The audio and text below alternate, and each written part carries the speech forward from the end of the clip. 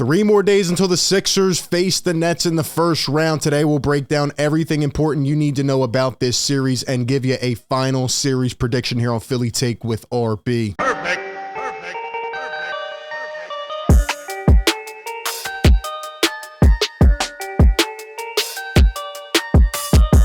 What is going on, everybody? RB here. Welcome into the show. Like always, be sure to like this video if you enjoy the content. Be sure to subscribe and hit that bell down below as well. That way you don't miss any of the coverage.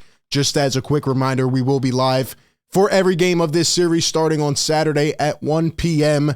right here on YouTube and playback. Come experience, come, see what it's like to hang out with the community during a playoff game. It is going to be wild. I cannot wait to gear up for this journey with all of you. But as usual, we are back here with our annual preview and prediction video for this playoff series. Sixers and Nets first round. We'll go over some of the background info, give you my keys for the Sixers to win this series, and leave you with a final prediction. And I think this is definitely going to be an interesting series, not like prior years where, you can really study this team. The Nets are pretty much brand new, and the Sixers have only seen their new squad one time. So this will be interesting. It is a first-round series. Hopefully the Sixers can make their way through it, but some things have to happen, so let's get into it.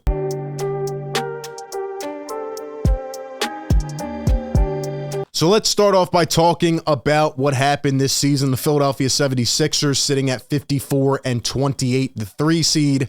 Most wins in the regular season since 2000 for this team. They're coming in with a lot of pressure on their shoulders, obviously wanting to make it over that second round hump. Meanwhile, you have the Brooklyn Nets, who finished 45-27 as the 6th seed, but they have had a completely different trajectory. Obviously, midway through the year, blowing up their entire team. No Kevin Durant, no Kyrie Irving. Obviously, it's funny, going from the trade last year to the Ben Simmons stuff to the Mikal Bridges stuff, everything. James Harden, all of it coming full circle. Sixers and Nets in the first round, but this is definitely not the way anybody could have imagined. Now, the Sixers did go 4-0, a clean sweep against the Nets on the season, but it is hard to judge again, given the fact that only one game that mattered on, not counting the last game of the season, was against this new looks Nets squad. And it was right after the trade deadline. They were amped. They were playing, really hard, and they were hyped up, especially Mikal Bridges.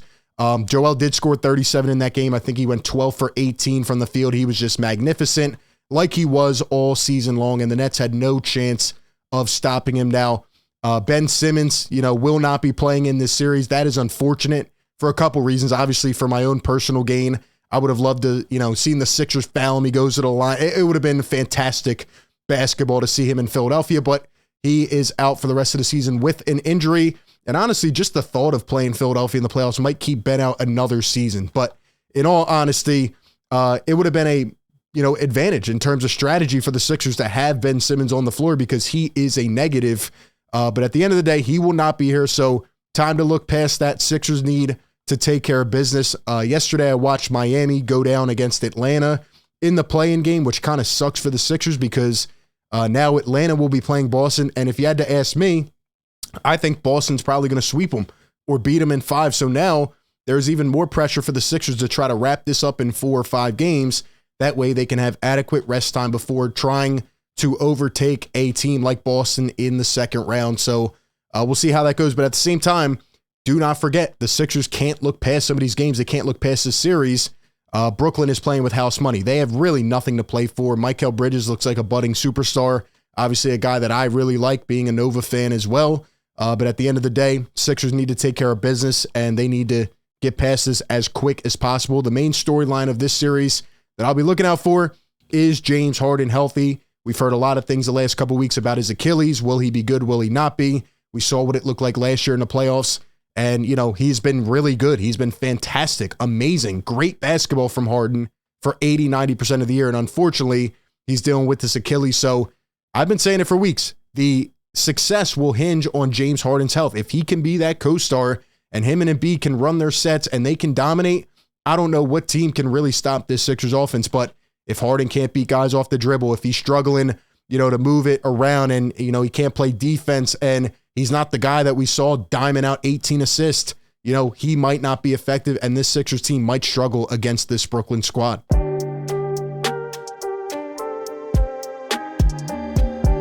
All right, let's talk about our keys to the series. Very simple for me. Number one is the Sixers need to be able to control the tempo of this series. Obviously, the Nets are going to be out and running. You know, it's the star talent against like the underdog, you know, young athletic guys. Sixers need to be able to run their offensive sets. They need to dominate with Joel Embiid and James Harden pick and roll. That has been their bread and butter all year. Joel Embiid is virtually unstoppable. You can send doubles. You can send triples. The Nets saw this in that one matchup, the third game of the year between these two. You know, Claxton's a good, young, athletic defender, a lot of upside. But let's be honest, he has no business stopping Joel Embiid. And if they run that pick and roll and Harden is healthy and Embiid is healthy, I mean, they're just not going to be stopped. They will probably clean sweep this. I'm expecting Joel to average 35 plus in this series.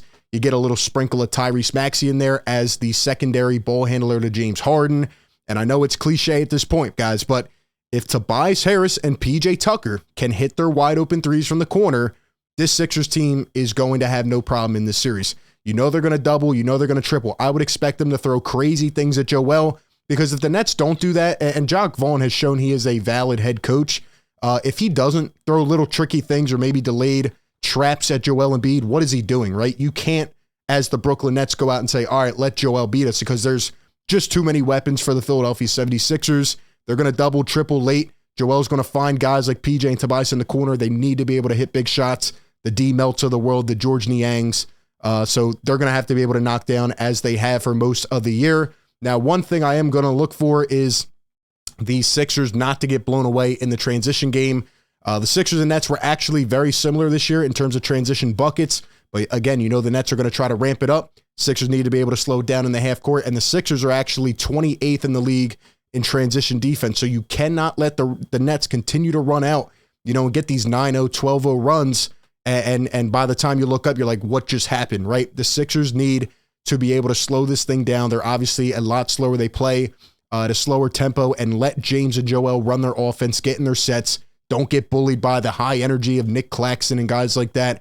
They have done it all year. They've dominated. And honestly, if just Joel, you know, has one of the series that I think he's going to have, I don't think the Sixers offense can really be stopped. What they can't do is have James Harden out there stalling, not being aggressive, Tyrese showing up one game, not showing up the next. And again, Tobias just needs to try to stay out of the way and just knock down shots, be that sharpshooter that he was earlier in the year. And hopefully PJ Tucker can give you a couple around the rim. My second key for the Sixers to be able to win this series is to effectively guard the perimeter. Now, this is something that they have had trouble with during this season. I know when you look at the stats, they're 8th in defensive rating compared to number 16 for the Brooklyn Nets. Sixers 3rd in offensive rating. The Nets were number 12. The Sixers have them outweighed in both of those categories, but when you watch the games and you break it down specifically, the Sixers have not had a really good season when it comes to guarding the perimeter. Sometimes they get lost when a guy crashes to the basket and another guy comes over to help. They leave a guy wide open in the corner or a guy at the wing wide open. And you can't do that against this Brooklyn Nets team. They have a lot of 3-and-D wings. They have a lot of guards that can try to shake you up off the dribble. For example, the Mikal Bridges of the world, Spencer Dinwiddie, who got traded to Brooklyn, Cam Johnson, Dorian Finney-Smith, Seth Curry, Joe Harris. They have guys that are very streaky. And if you let them get hot, you know, they're going to take a run with it and they could potentially swing a game. You know, in these playoff games, it's all about momentum. The Nets do not have a star-led offense by any means. Now, I will give Mikal Bridges his credit. He looks like a superstar, and it does suck that he's on the Brooklyn Nets for the next couple years. But overall, they have a bunch of young guys who like to move around a lot. They like to move the ball.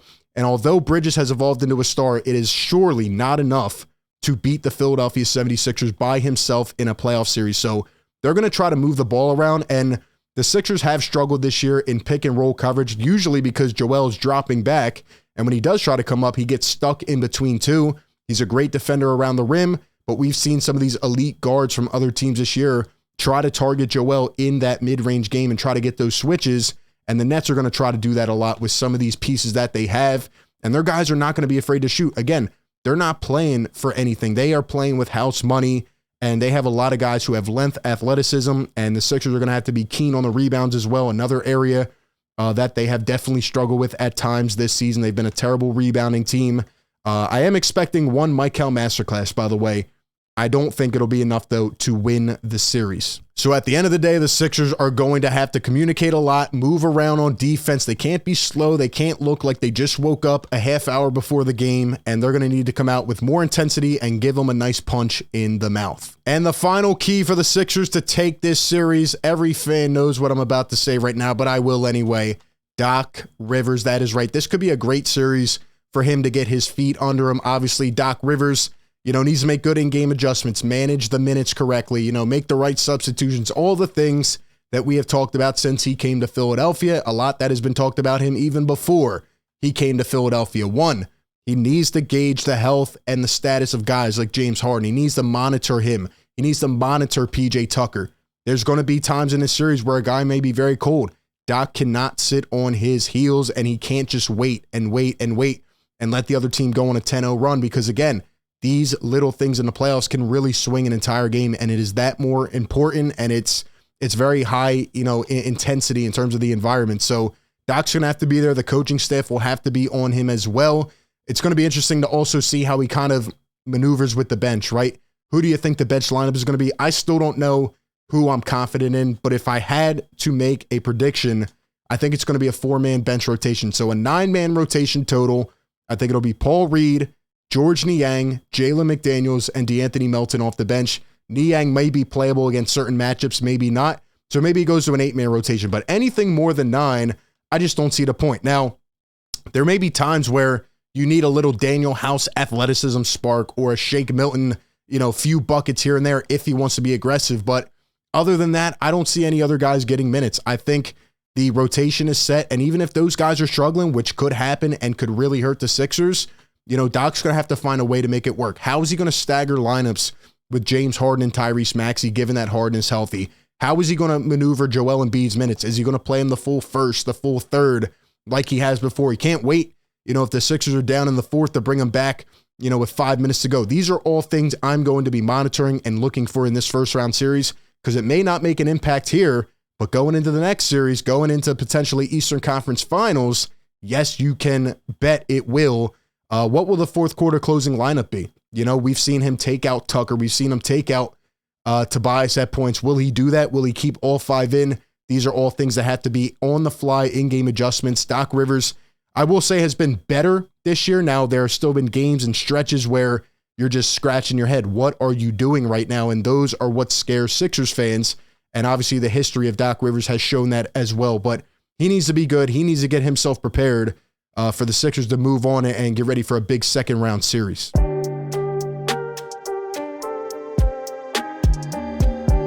So at the end of the day, I will make this very sweet, short, and simple for you. The Sixers swept the Nets in the regular season. Yes, they're a new team. They're a bunch of underdogs. They can win a couple games, if they get hot and the Sixers are playing lazy. But at the end of the day, the Sixers are just too much for the Brooklyn Nets. They swept them in the regular season. I think they'll give them a game and be kind here in the playoffs. I'm calling it a gentleman's sweep. I do think there will be one game of a Mikal masterclass where Mikal Bridges may drop 50, 55 points. I could actually see that happening, and a lot of people will overreact. But similar to that Sixers-Nets series from last time years ago, the Sixers will just have too much. I think there will be some high chirping in this series. I think Claxton and them boys are going to try to get inside the heads of Harden and Embiid, but it's just too much. Joel has just been way too good. And as long as Harden is healthy, again, that is the main key, the one thing I'm looking for. That will gauge how far the Sixers can go in the playoffs. And as long as Doc Rivers doesn't do anything too crazy, I think the Sixers will win this series in 5 games. Give me Sixers in 5, and I want to hear your thoughts. Give me all of your thoughts and your final prediction down below in the comment section. Like I said, we will be live for every single game and dropping post-game videos as well. So be sure to tune in. Give me all your thoughts down below. Appreciate everybody for tuning in, and I will catch you all on the next one. Peace.